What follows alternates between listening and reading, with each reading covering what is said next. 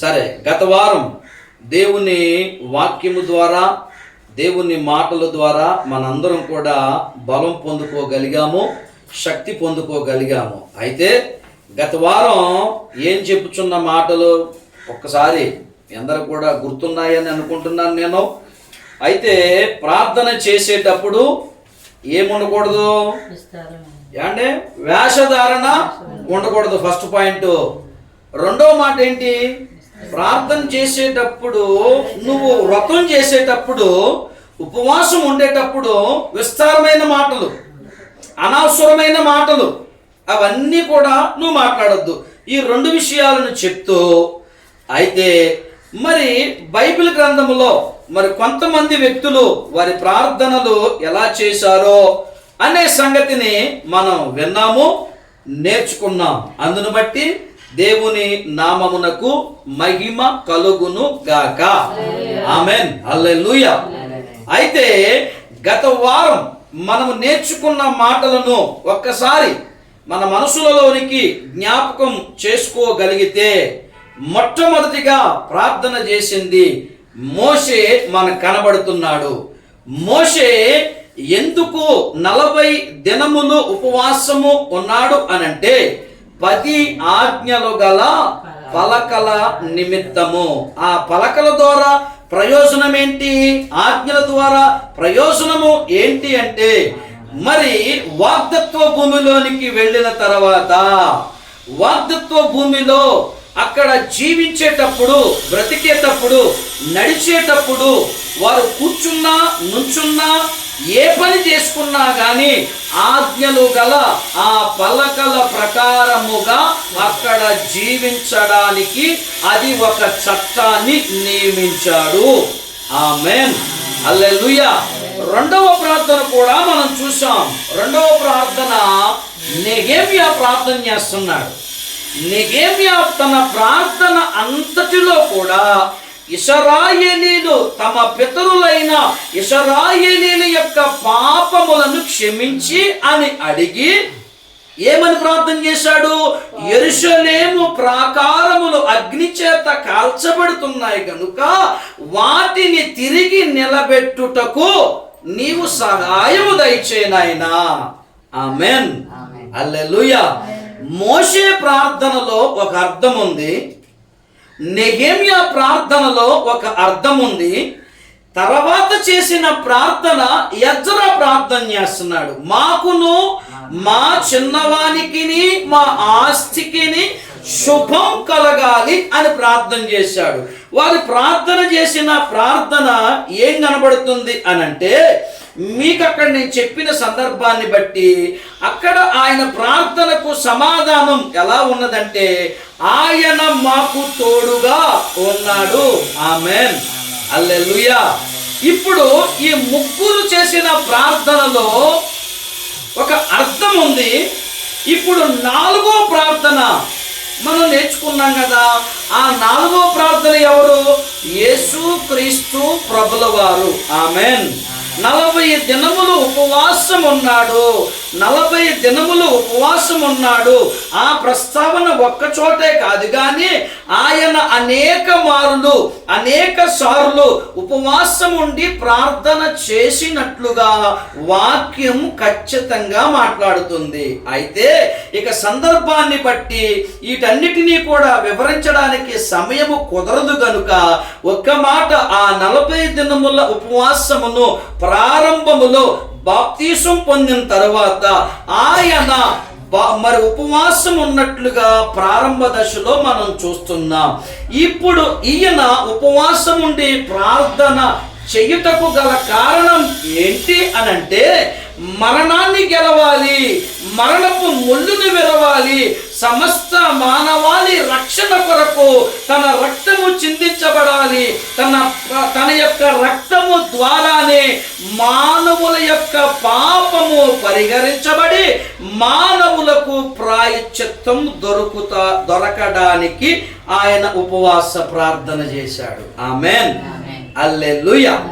మరి ఈ సంగతులన్నీ గత వారమే మనం నేర్చుకున్న ఈ సంగతులన్నీ కూడా గత వారములోనే నేర్చుకున్నాము. అయితే మనము గత వారాన్ని బట్టి, గత వాక్య భాగాన్ని బట్టి మనము కూడా సమస్యలను జయించగలము అన్న క్లారిటీ మనకు వచ్చింది. ఆమేన్, హల్లెలూయా.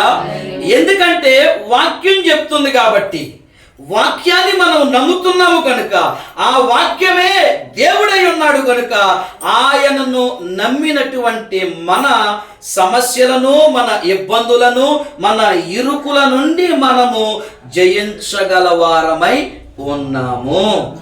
ఆమేన్. అయితే దేవుని వాక్యములోనికి వెళదాము రండి. అయితే ఇక్కడ ఎలాంటి ఉపవాసము, ఎలాంటి ప్రార్థన, ఎలాంటి సందర్భము, ఎలాంటి ఒక కార్యక్రమము అనేది దేనిని సూచిస్తుంది అనంటే అపోస్తుల బోధ, అపోస్తుల సహవాసం, అపోస్తుల ఐక్యత దానిని సూచిస్తుంది. ఆమేన్, హల్లెలూయా. ఇప్పుడు మనం అందరం కూడా ఐక్యత కలిగి డాక్టర్ గారింటికి వచ్చాం. మనందరం కూడా సహవాసం కలిగి డాక్టర్ గారి కుటుంబంలోకి వచ్చాం.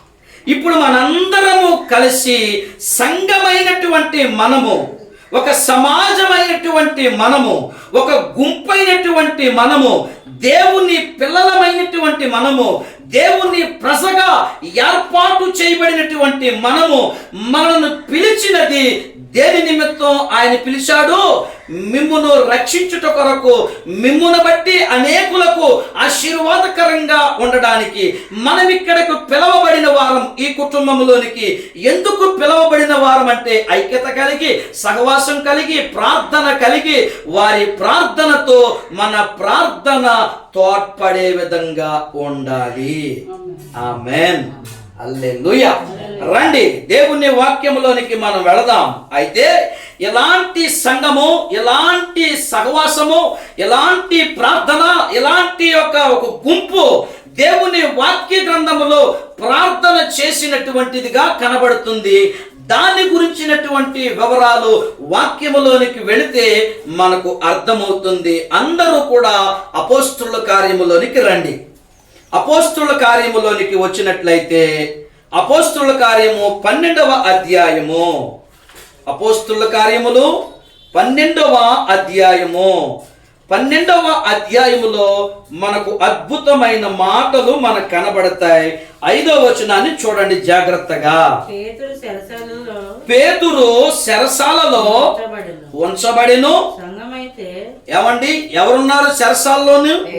పేతురు చెరసాల్లో ఉన్నాడు. ఓకే, ఇప్పుడు సంఘమైతే అతని కొరకు ఏం చేస్తుందండి? అత్యాశక్తితో దేవునికి ప్రార్థన చేయుచుండెను. ఆమేన్, హల్లెలూయా. మీరు ఈ వచనాన్ని చదివినప్పుడు మీకు ఒక డౌట్ రావాలి.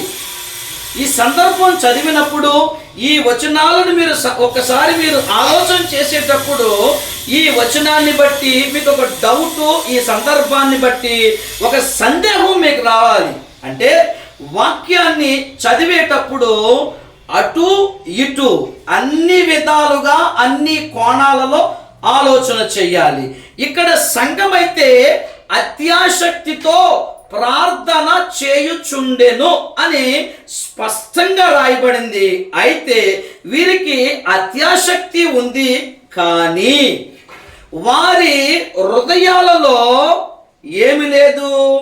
విశ్వాసం లేదు. మీకు దాని ఆన్సర్ కూడా చెప్తాను నేను, జాగ్రత్తగా మీరు అర్థం చేసుకోండి. ఇది ఒక సంఘం, ఆదిమ సంఘం. ఇప్పుడు మనము ఒక సంఘం, ప్రభు పనిచేసే సంఘం, ప్రభు సేవ చేసే గుంపు, ప్రభు కొరకు కష్టపడేటటువంటి ఒక మంచి సహవాసం మంది. ఆ సంఘాన్ని బట్టి నేర్చుకుని మన సంఘము, మన సభ్యులుగా సరిచెయ్యబడాలి. ఆమేన్. అయితే రండి, ఆ ఆలోచన 15, 16 జాగ్రత్తగా చూడండి. వారిలో విశ్వాసం లేదు ఏంటి అనేది చూద్దాం. అందుకు వారు, అమ్మా నీవు పిచ్చిదానివనిది, అయితే నిజమని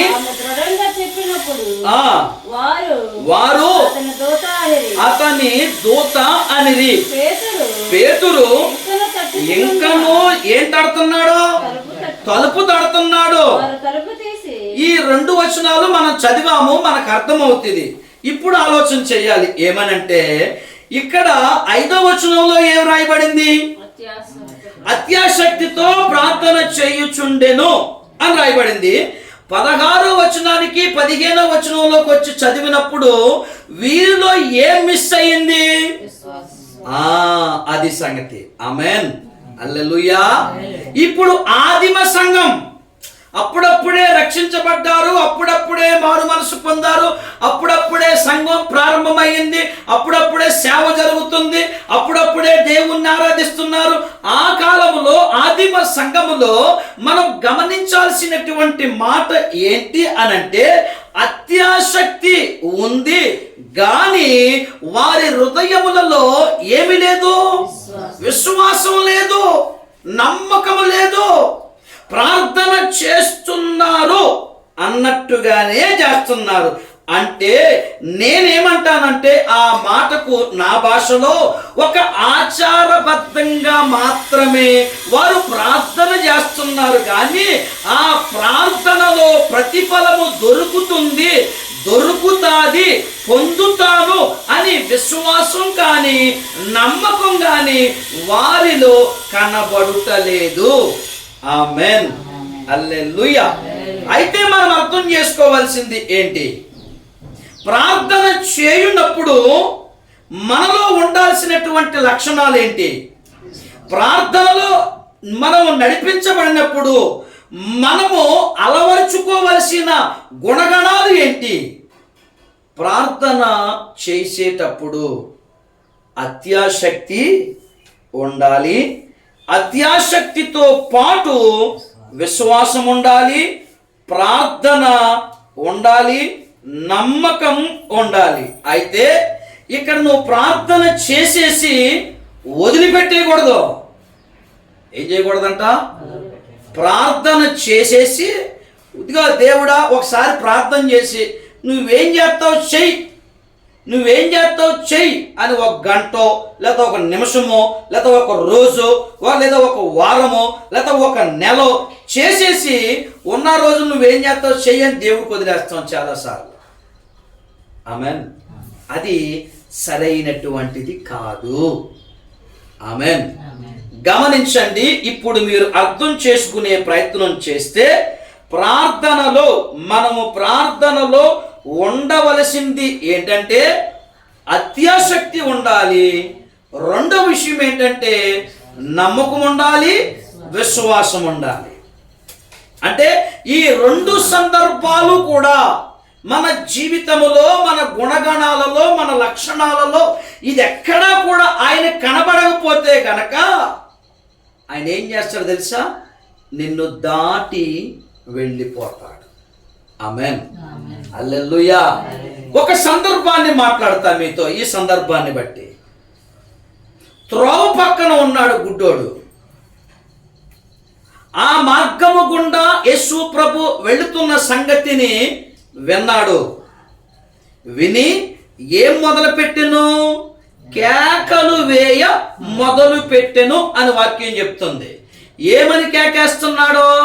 దావీదు కుమారుడా, నన్ను దాటి వెళ్ళిపోవద్దు, నీవు నన్ను కరుణించుము, కరుణించుము, కరుణించుము. ఆ మాట విని ఏమండి, ఆ మాట విని ఆయన అక్కడ నిలిచిపోయెను. ఆమేన్, హల్లెలూయా. అందుకు మీరు అర్థం చేసుకోవాల్సింది ఏంటి తెలుసా? ఆయన స్వరం వినబడే విధముగా మనము కేకలు పెట్టాలి. ఆయనకు మన మాట వినబడే విధముగా మనము మొర్ర పెట్టాలి. ఆయనకు వినబడే విధముగా మనము గళమెత్తి స్వరమెత్తి స్తుతించాలి, ఆరాధించాలి, ఆయనకు ప్రార్థన చెయ్యాలి. ఆమేన్, హల్లెలూయా. అయితే మీకు ఎలాంటి అనుమానం వద్దు. కొన్నిసార్లు మనసులో ప్రార్థన చేయాలి అనుంది వాక్యం చెప్తుంది, కొన్నిసార్లు మౌనంగా ప్రార్థన చేయమని వాక్యం చెప్తుంది, కొన్నిసార్లు కేక వేస్తూ ప్రార్థన చేయమని వాక్యం చెప్తుంది. కొన్నిసార్లు నీవు ఆత్మవశుడవై గంతులు వేస్తూ ప్రార్థన చేయమని వాక్యం చెప్తుంది. నువ్వే రీతిగా చేస్తావు, నీ అనుకూలత. ఇంకా మన మత్తయి సువార్తలో ఒక మాట ఉంది, ఏం తెలుసా? నువ్వు రహస్యంగా ప్రార్థన చేయి తలుపేసుకుని వాక్యం చెప్తుంది.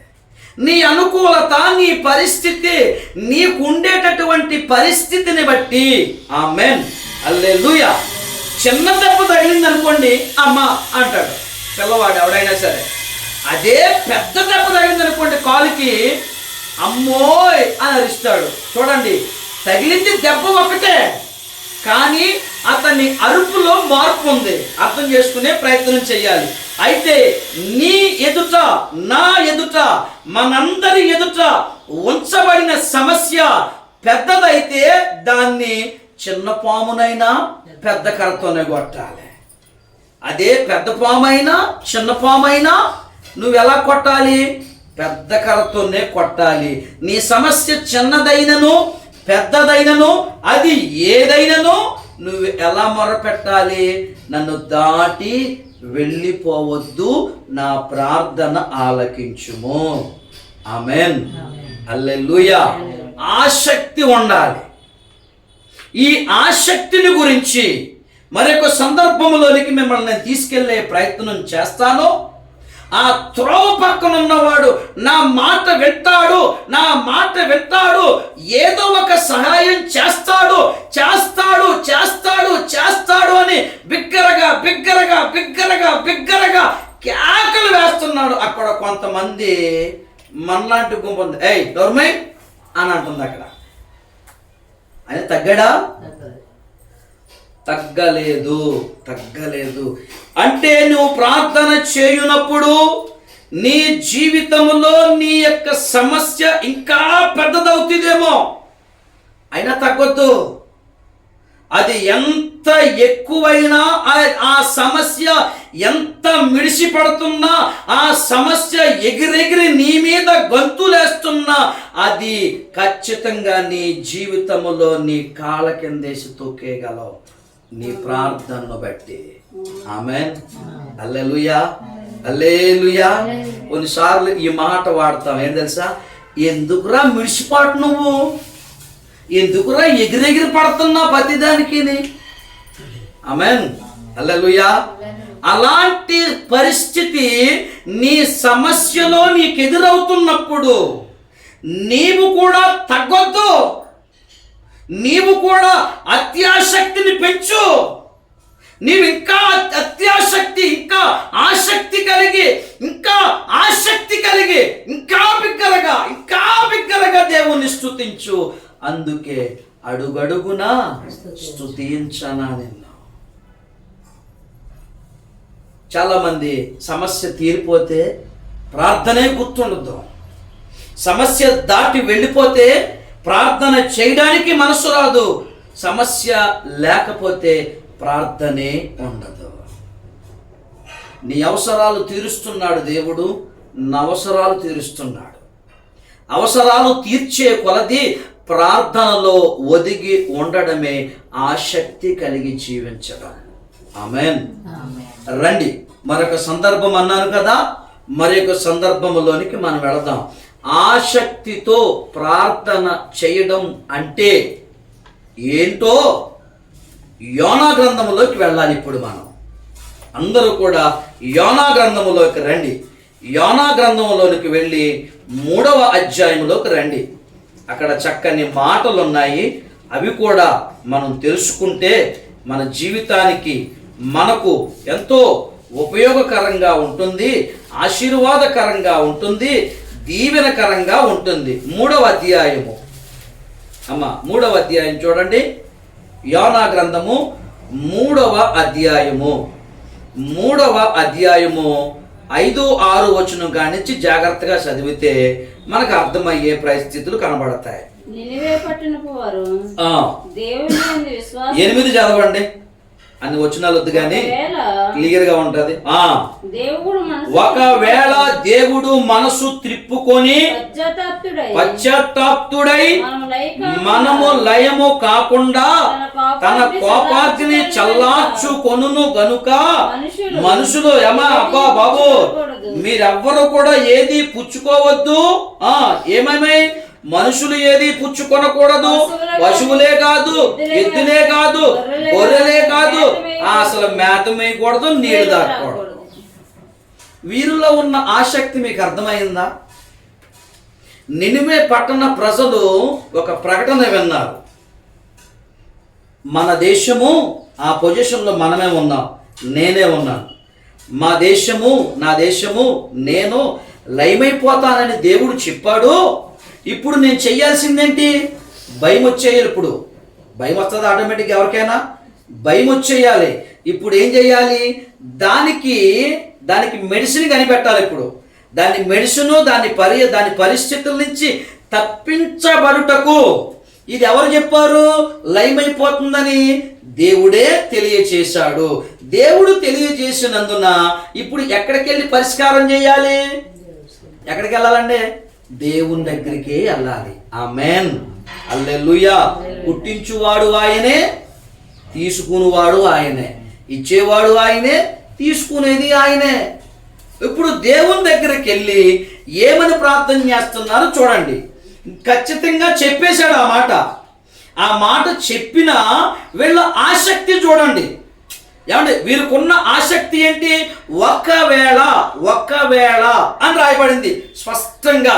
ఒకవేళ ప్రార్థనను మేము చేసిన ప్రార్థన బట్టి, మేము ఆయన తట్టు తిరిగిన దాన్ని బట్టి, మేము ఆయనకు మొరపెట్టిన దాన్ని బట్టి, మేము ఆయనకి చెప్పిన దాన్ని బట్టి, మేమందరం ఉపవాసం ఉన్నాం కదా, మా అందరితో పాటు మాకు కలిగిన సమస్తము గొర్రెలు, మేకలు, పశువులు ఇవన్నీ కూడా మొత్తం తిండి కట్టి పెట్టేసి మేము మొరపెడుతున్న దాన్ని చూసి మమ్మల్ని గమనించి, మమ్మల్ని గుర్తించి, మా ప్రార్థన ఆలకించి ఒకవేళ ఆయన పశ్చాత్తాప్తుడై మమ్ములను వదిలేస్తాడేమో అని ప్రయత్నం, అత్యాశక్తితో ప్రయత్నం అంటే గట్టిగా ప్రయత్నం చేస్తున్నారండి అక్కడ.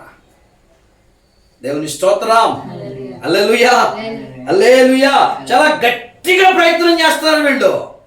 అంటే ఇక దేవునితో లాస్ట్ అండ్ ఫైనల్ గా దేవుడు చెప్పేశాడు యోనా ద్వారా. చెప్పేసినను ఒకవేళ ఎక్కడో ఒక చోట చిన్న విశ్వాసం, చిన్న నమ్మకం, చిన్న ఆశ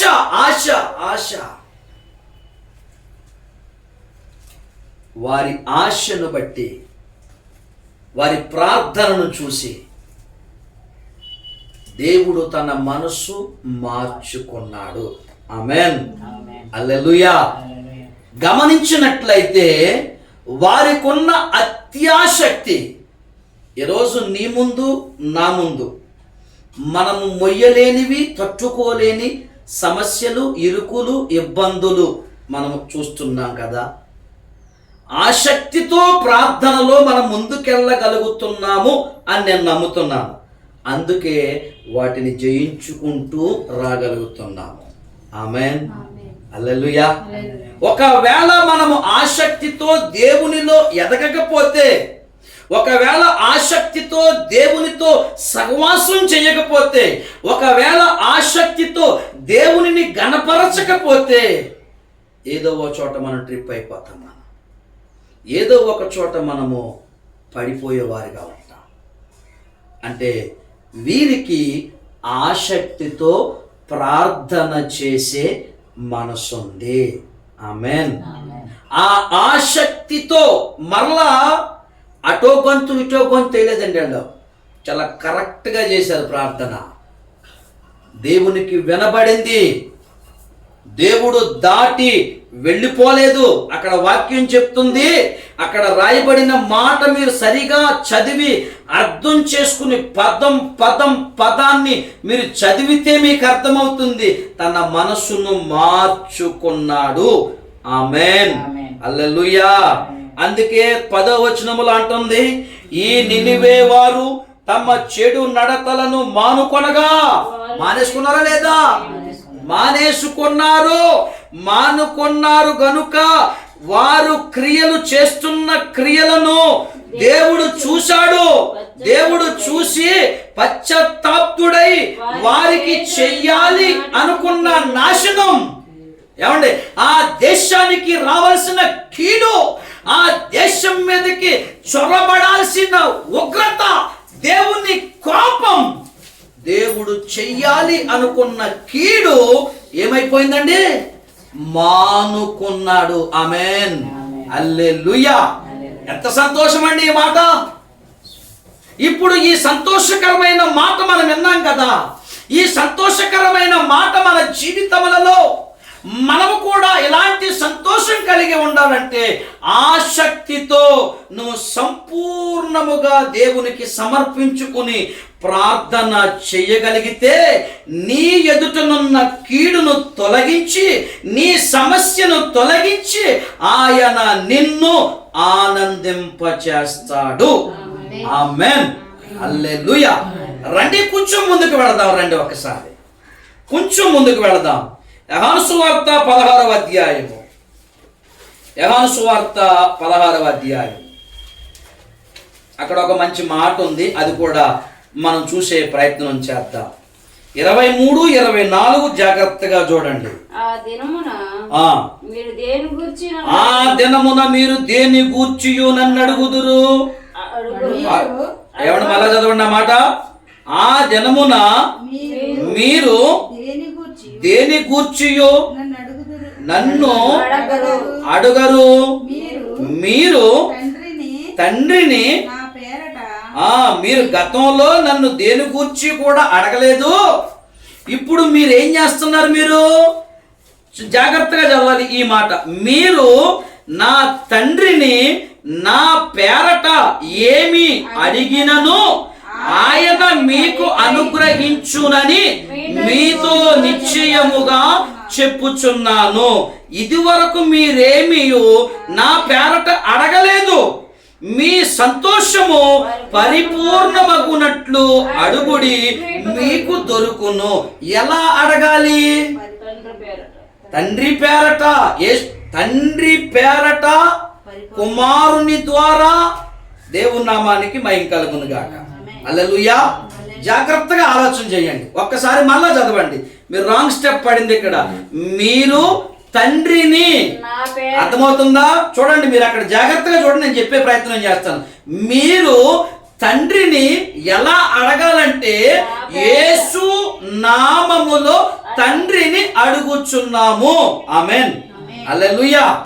అంటే ఇదివరకు మనము అలా చేయలేదు. అర్థమవుతుందా? ఇప్పుడు మనం ఏం చేస్తున్నాం? ఇది వరకు మరి ఏమియు నా పేరట అడగలేదు. ప్రభు చెప్తున్న మాట ఇది. జాగ్రత్తగా చూడండి. మీరు ఏమీ అడగలేదు. ఇప్పుడు నా పేరట తండ్రిని అడుగుతున్నారు. అంటే రక్షణిచ్చిన యేసయ్యను మధ్యవర్తిగా పెట్టి మనకు రథసారథి ఆయనే. ఆమేన్, హల్లెలూయా.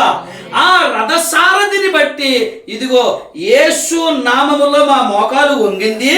యేసును సొంత రక్షకునిగా అంగీకరించాము. యేసు చూపించిన మార్గములో మేము నడుస్తున్నాము.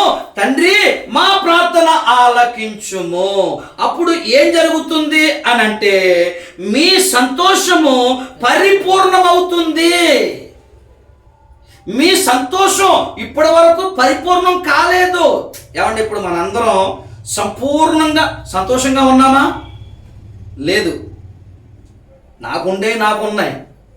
ఏమండి, పీతకుండే కష్టాలు పీతకున్నాయి, నాకుండే కష్టాలు నాకున్నాయి, మీకుండే కష్టాలు మీకున్నాయి. అయినా వీటన్నిటినీ ఇన్ని ఉన్నా కానీ, మీరు గమనించండి, ఇన్ని ఉన్నా కానీ మనము వాటిని తోసివేసుకుంటూ బ్రతుకుతున్నాం. అదే దేవుని కృప. ఆమేన్.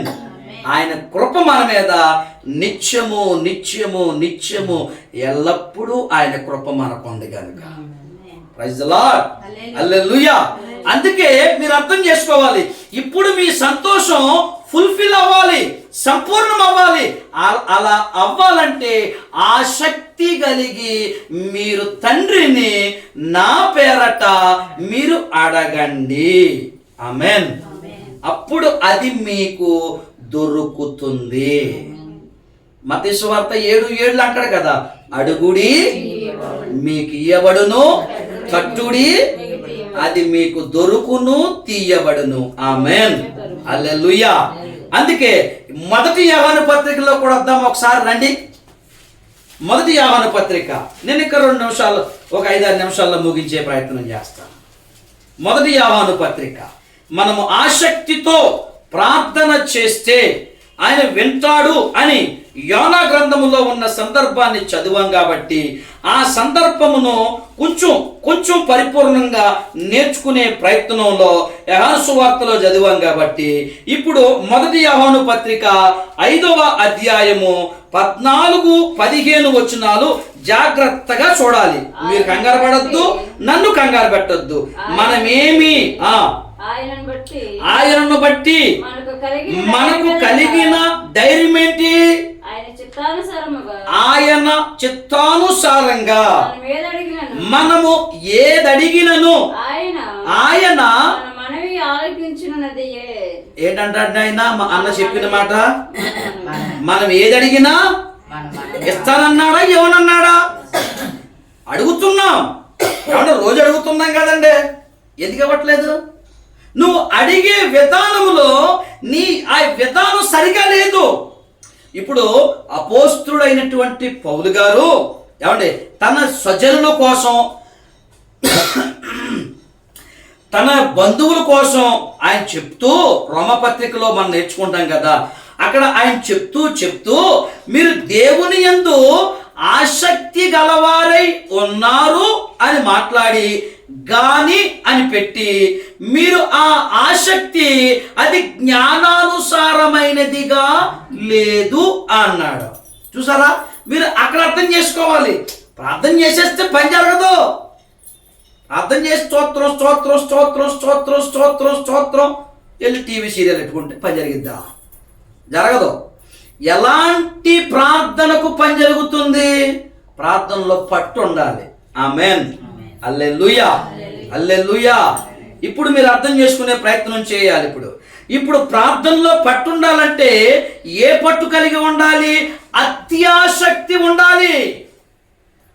అత్యాసక్తి ఉండాలి. దానికి ఒక మంచి ఉదాహరణ ఏంటి తెలుసా? యాకోబు రాత్రంతా దేవునితో పెరిగిలాడాడు. కాలు చట్ట జారిపోయింది. ఏమంటే చట్ట జారిపోయింది. ఆసక్తి తగ్గిపోయిందా? తగ్గలేదు. ఏమంటాడు? జారిపోతే జారిపోనే, దీన్ని గొడవెత్తిలే కానీ నువ్వు నన్ను దీవించు, నువ్వు నన్ను దీవించు, నువ్వు నన్ను దీవించు, నన్ను దీవించు, నన్ను దీవించు అన్న మాటే తప్ప నా కాలు ఇరిగిపోయింది, నా చెయ్యి ఇరిగిపోయింది, నన్ను ఇలా వదిలేస్తావా, నన్ను దీవించు, నన్ను వదిలేయకు, భయపెట్టకూడదు. ఏమంటే బ్లేమ్ చేయకూడదు. ప్రార్థనలో ఏం కనపడాలి తెలుసా? ఆసక్తి కనపడాలి. ఆసక్తి. అసలు వీడు చేసే ప్రార్థన లేదా ఈమె చేసే ప్రార్థన కొంచెంసేపు మాత్రమే చేసేసి ఉన్న పరిస్థితి, ఉన్న సమయం అంతా వృధాగా ఎత్తపాడు చేస్తుందని దాన్ని పరిగణలో తీసుకుంటాడు ఆయన. ఆమేన్. హల్లెలూయా. అందుకనే ఇక్కడ యోహాను పత్రికలో అంటాడు కదా, చూడండి, ఆయనను బట్టి మనకు కలిగిన ధైర్యం ఏదనగా ఆయన చిత్తానుసారంగా. ఎవరి చిత్తానుసారంగా? నీకు నచ్చినట్టు కాదు అమ్మా. నీకు నచ్చినప్పుడు ప్రార్థన చేసి, నీకు నచ్చినప్పుడు బైబిల్ మాట్లాడి పక్కనెట్టేసి అది కాదు. ఆయన చిత్తానుసారంగా మనము అడిగితే ఇస్తాను అన్నాడు. ఆమేన్. హల్లెలూయా. తర్వాత వచ్చిన ఏమంటాడు? మనం ఏమడిగినను ఆయన మన మనవి ఆలకించునని మనము ఎరిగిన ఎడల మనం ఆయనను వేడుకొనినవి మనకు కలిగినవని. అది నమ్మకం, విశ్వాసం. Praise the Lord. Hallelujah, hallelujah. ఇప్పుడు ఏమని సెలవిచ్చాడు?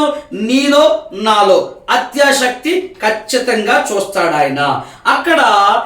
అక్కడంటే ఎక్కడ? అపోస్తుల కార్యములో వాళ్ళు ప్రార్థన చేస్తున్నారు. 15-16లోకి వచ్చేసరికి ఆయన వచ్చి తలుపు కొడుతున్నాడు. ఎలాగా? ఆ పాప వెళ్ళి పేతురు వచ్చాడు పేతురు తాత వచ్చాడు అని చెప్తుంటే అందరూ వినిపించుకుంటున్నారా? వినిపించుకోవట్లేదు. నీకు పెచ్చా? నీకేమన్నా నీ మతి లేదా? నీకు శరసాల్లో ఉన్నవాడు ఎలా వస్తాడో? నీకు సాధ్యం కానిది దేవునికి సాధ్యము. ఆమేన్. నువ్వు సమస్యను జయించడానికి నువ్వు పరిగెట్టి నువ్వు పోరాడి నువ్వు ఇచ్చేయాల్సిన పని లేదు. నీ సమస్యను దేవునికి అప్పగించు, అత్యాశక్తితో మొరపెట్టు, ప్రార్థన పట్టుదల కలిగి నువ్వు చేస్తే ఆ సమస్య యుద్ధం ఆయన చేస్తాడు. Praise the Lord. హల్లెలూయా. చూసారా, ఇప్పుడు మనం ఏం అడిగినాను ఇస్తానన్నాడా? ఏమనంటాడా? ఎలా అడగాలంటున్నాడు? మళ్ళా ఇక్కడికి వచ్చేసరికి నా చిత్తం, నాకు నచ్చినట్టు నువ్వు అడగరా? మన పిల్లలతో అదే అంటాం, నువ్వు 10వ తరగతి పాస్ అవ్వు నీకు సైకిల్ కొంటాను, నువ్వు ఇంటర్మీడియట్ పాస్ అవ్వు నీకు సెల్ ఫోన్ కొంటాను, నువ్వు డిగ్రీ పాస్ అవ్వు నీకు బైక్ కొంటాను నీకు. అంతేనా కదండి? మన పిల్లలకే మనం అన్ని సందర్భం పెడితే మనము తండ్రి పిల్లలం కదా, మన నుంచి ఆయన కోరేది అదే కదండి. ఆమేన్. హల్లెలూయా. చూద్దామా? ఆసక్తితో ప్రార్థన ఇలా చెయ్యాలి అని వాక్యం చెప్తుంది. నినివే పట్టణ ప్రజల గురించి మనం చూసాం కదా. వారు చేసినటువంటి అత్యాసక్తి ప్రార్థన ఆలకించి తన మనసు మార్చుకుని పశ్చాత్తాప్తుడై వారి మీద ఉగ్రతను తప్పించెను. ఆమేన్. హల్లెలూయా. ఇప్పుడు మనం ఇదే అత్యాసక్తితో ప్రార్థన చేయండి. ఇటు డాక్టర్ గారే కానీ డాక్టర్ అమ్మగారే కానీ ఇక్కడ కూర్చున్నటువంటి సంఘమైనటువంటి మనమే కానీ అత్యాసక్తితో ప్రార్థన చేస్తే ప్రార్థనలో ప్రతిఫలాన్ని నీవు నేను ఈ కుటుంబము అనుభవిస్తారు. ఆమేన్. హల్లెలూయా. ఇప్పుడు రెండో మాట ఏంటి? రెండో మాట నమ్మకము, విశ్వాసం. ప్రార్థనలో మొదటిది అత్యాసక్తి, రెండవది ఏముండాలి? విశ్వాసం ఉండాలి. విశ్వాసం ఉండాలి, నమ్మకం ఉండాలి. నమ్మకం ఉండాలి, విశ్వాసం ఉండాలి. రండి దాన్ని కూడా చూద్దాం ఒకసారి. రెండు మాటలుగా దాన్ని కూడా చూసి ముందుకు వెళ్ళే ప్రయత్నం చేద్దాం మనము. రండి అందరూ కూడా పరిశుద్ధ గ్రంథాలు తెరిచి రోమ పత్రిక 12వ అధ్యాయము 12వ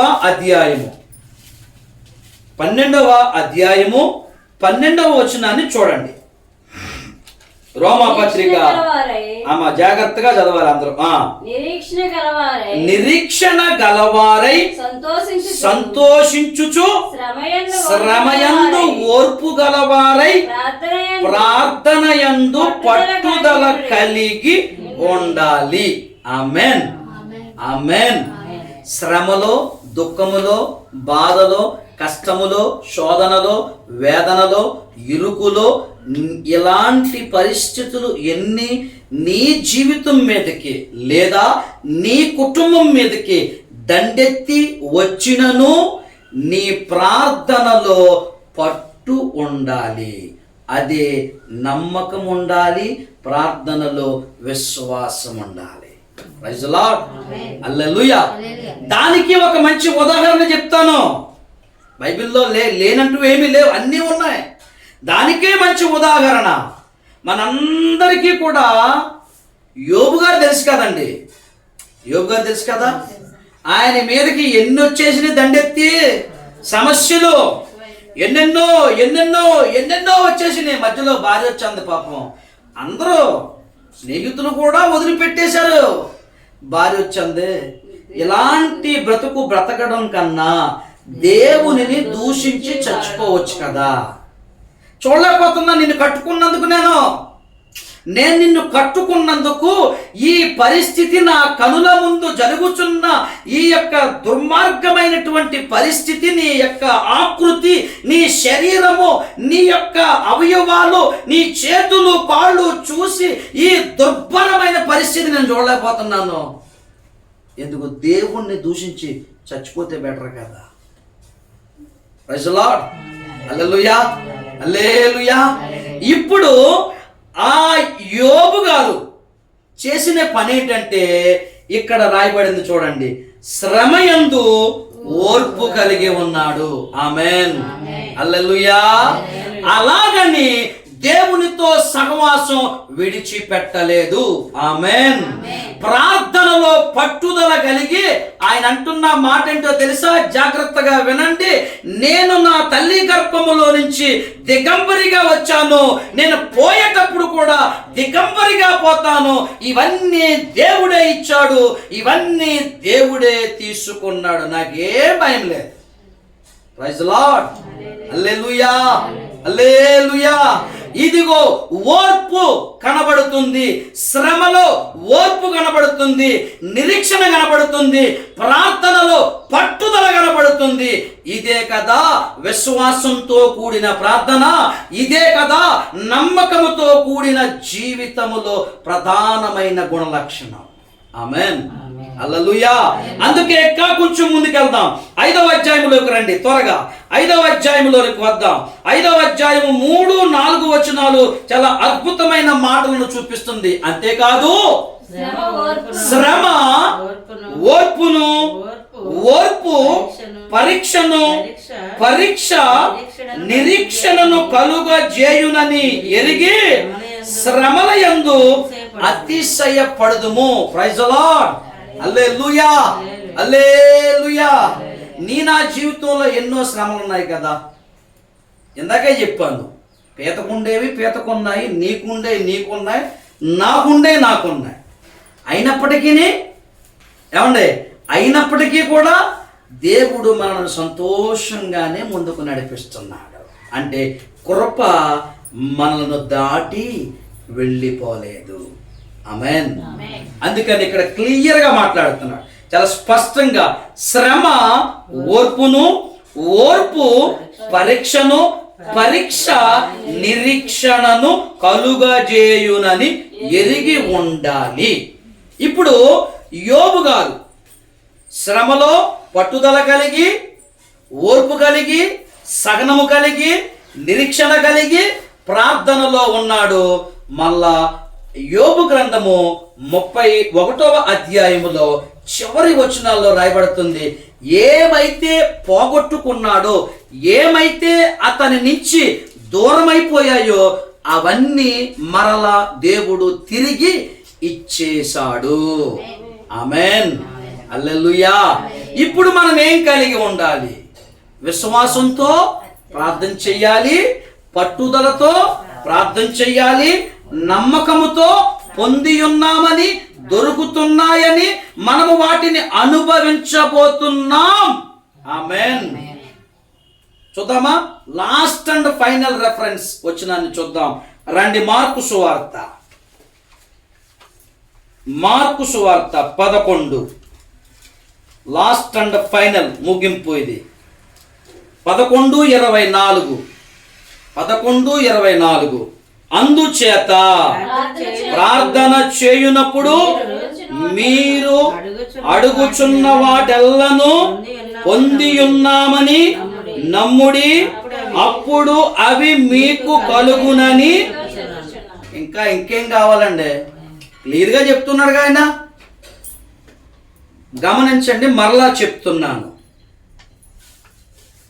ఈ కుటుంబస్తులకి, ఇక్కడికి వచ్చిన మనకి ఒక మాట చెప్తాను, జాగ్రత్తగా వినండి.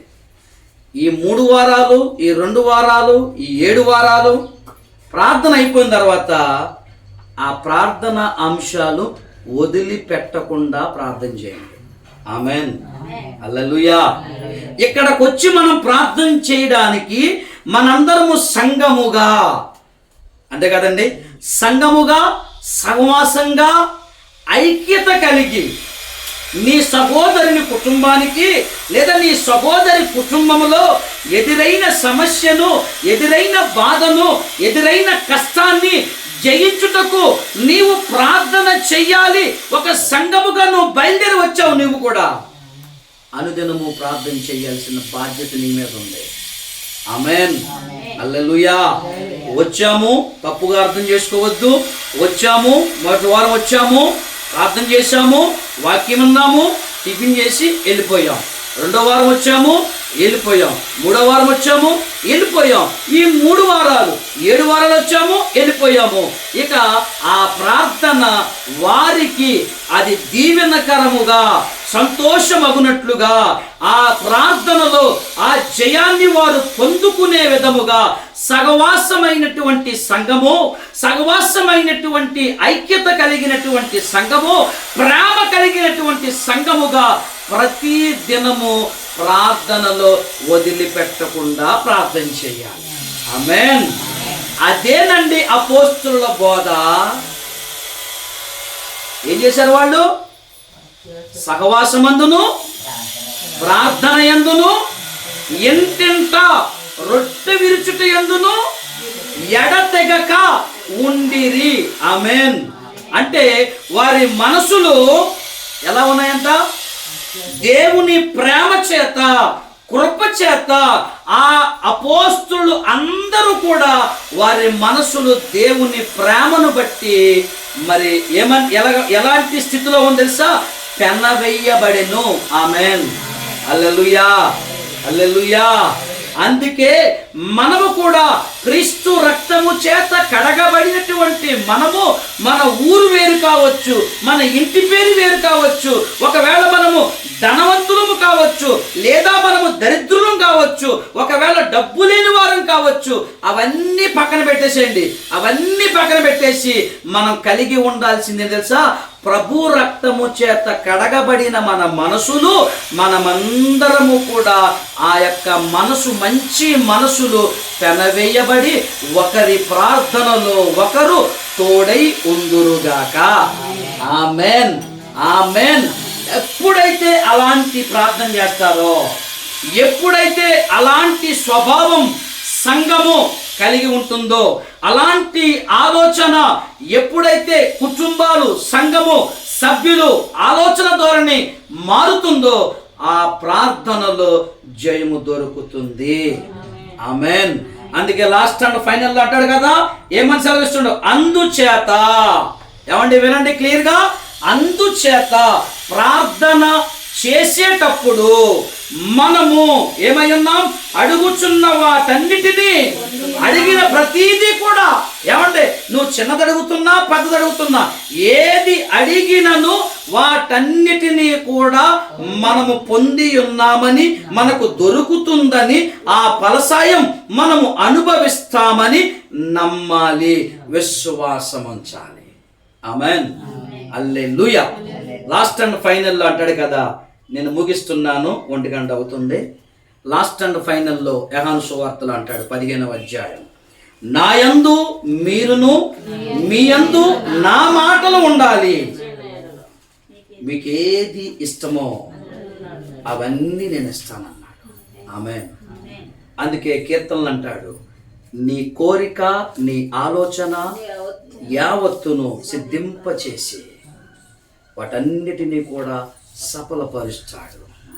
వాళ్ళు ఒక్కరి ప్రార్థన వల్లనే జయం కాదు, నా ఒక్కడి వల్ల ప్రార్థన జయం కాదు, అందరము కలిసి చేస్తున్న ప్రార్థనలోనే గొప్ప జయము.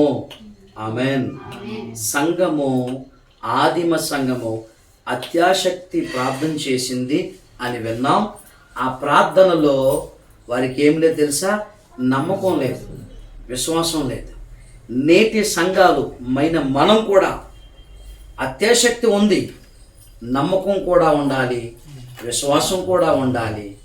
ఇవన్నీ ఎప్పుడైతే మన ప్రార్థనలో మిళితమవుతాయో, ఎప్పుడైతే మన జీవితంలో ఇవి ఉంటాయో, అప్పుడే ఆ ప్రార్థనకు ప్రతిఫలము దొరుకును.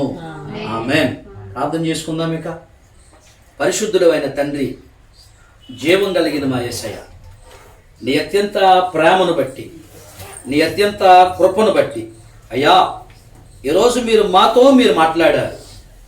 గత వారం మేము ప్రార్థన చేసేటప్పుడు వేషధారణ విడిచిపెట్టాలి, విస్తారమైన మాటలు మాట్లాడకూడదు అని హెచ్చరించి ఎజ్రా ప్రార్థన చేశాడు, మోషే ప్రార్థన చేశాడు, నెహెమ్యా ప్రార్థన చేశాడు, అలాగే యేసుక్రీస్తు వారు ఉపవాసం ఉండి ప్రార్థన చేశారు. చేసిన వారు అందరూ కూడా సక్సెస్ చూశారు. ఉపవాసం ఉండి ప్రార్థన చేస్తే పని జరిగిపోలేదు. వాళ్ళు ఉపవాసం ఉండి ప్రార్థన ఎలా చేశారు అనంటే అత్యాసక్తితో ప్రార్థన చేశారని ఈరోజు చెప్తున్నారు. వారు ప్రార్థన చేసి పని జరిగిపోయింది. ఎలా జరిగింది?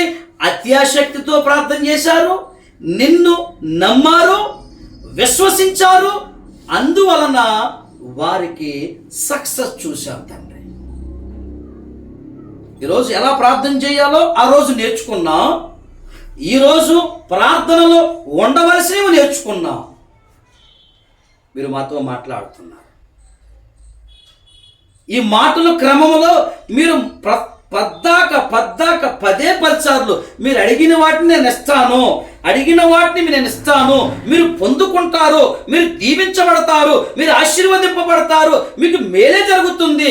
మీరు చేసే ప్రార్థనలో ఆసక్తి ఉండాలి, అత్యాసక్తి ఉండాలి, నమ్మకం ఉండాలి, విశ్వాసం ఉండాలి, పట్టుదల కలిగి ఉండాలి, శ్రమలో కూడా పట్టుదల కలిగి ఉండాలి, కష్టములో కూడా పట్టుదల కలిగి ఉండాలి, ఓర్పు కలిగి ప్రార్థన చేయండి అంటున్నాం. ఈరోజు మేము అట్టి రీతిగా బలపరచబడాలి. మా మనసును మార్చాలి, మా జీవితాలు మారాలి. నీ వాక్యం ఏం చెప్తుందో అదే పట్టుకుని మేము ప్రార్థన చేస్తాం. ఈరోజు అదే మేము పట్టుకుని మేము ప్రార్థన చేస్తాం. ఆ రోజు ప్రార్థన, ఉపవాస ప్రార్థన విషయంలో ఎలా ఉండాలో, ఆ ఉపవాస ప్రార్థనలో ఎవరు చేశారో, ఎవరు మేలు పొందారో చూసుకున్నాం. ఈరోజు ఉపవాస ప్రార్థనలో ఏముండాలో అని చెప్తున్నాం నాయన. ఈరోజు వాటిని బట్టి మేము వెలుగెత్తి మొరపెడతాం, వెలుగెత్తి ప్రార్థన చేస్తాం. ఆ ప్రార్థనలో అయ్యా అయ్యా మా సోదరుల కుటుంబం, మా సహోదరుల కుటుంబం ఏమైతే అడుగుచున్నారో వాటిని వారు పొంది ఉందురుగాక, వారు దానిని అనుభవించుదురుగాక, వారికి జయము దొరుకునుగాక. అయ్యా నువ్వు అడగమంటున్నావు, అడిగే రీతిని చెప్పావు. ఈరోజు తండ్రిని నా పేరట అడగండి అన్నావు, నా మాటలు మీ యందు ఉండాలి అంటున్నావు. పట్టుదల ఉండాలి, ప్రార్థనలో ఓర్పు ఉండాలి, సహనం ఉండాలి. మనం ఏమి అడిగినా పొందుతాం అంటున్నావు నాయన. మమ్మల్ని బలపరచండి, మమ్మల్ని బలపరచండి, మమ్మల్ని స్థిరపరచండి, మమ్మల్ని స్థిరపరచండి. మమ్మల్ని వాక్యములో కట్టండి నాయన, వాక్యములో కట్టండి. వాక్యమనే నీతి కాలువల యోరున మమ్మల్ని, మా కుటుంబాలను ఈ రోజు ప్రత్యేకముగా ఈ కుటుంబమును నాటుదురుగాక. తగిన కాలమందు ఫలమిచ్చే కుటుంబంగా ఉంచండి. సమయం ముందు అల్పుడును అయోగ్యుడును నీ దీన సేవకుని మీరు జ్ఞాపకం చేసుకుని ఇంకా నాయన ఆరోగ్యమును, బలమును, శక్తినిచ్చి, జ్ఞానమిచ్చి నీ బిడ్డలకు అయ్యా, సమాజానికి, యావత్తు ప్రపంచానికి, నీ పిల్లలైన వారికి నాయన వాక్యం ఎలా నేర్పించాలో అట్టి జ్ఞానం, అట్టి కృప, అట్టి ఆలోచన. నా ఆలోచనలు పనికిమాలినవి తండ్రి, నా బుద్ధులు పనికిమాలినవి నాయన. నీ ఆలోచన నా మీద ఉంచండి, నీ చిత్తము నా మీద ఉంచండి, నీ ఉద్దేశాలు నా ఎదలో ఉంచండి అని ప్రార్థన చేస్తాను. మమ్మల్ని మేము తగ్గించుకుంటూ నీ నామాన్ని హెచ్చిస్తూ, నీ నామానికి మహిమ, ఘనత, ప్రభావాలు చెల్లిస్తూ యేసయ్య నామమున ప్రార్థించి అడిగి వేడుకుంటున్నాము తండ్రి. Amen, amen, amen. A Shakti. God bless you. అందరికీ వందనాలు.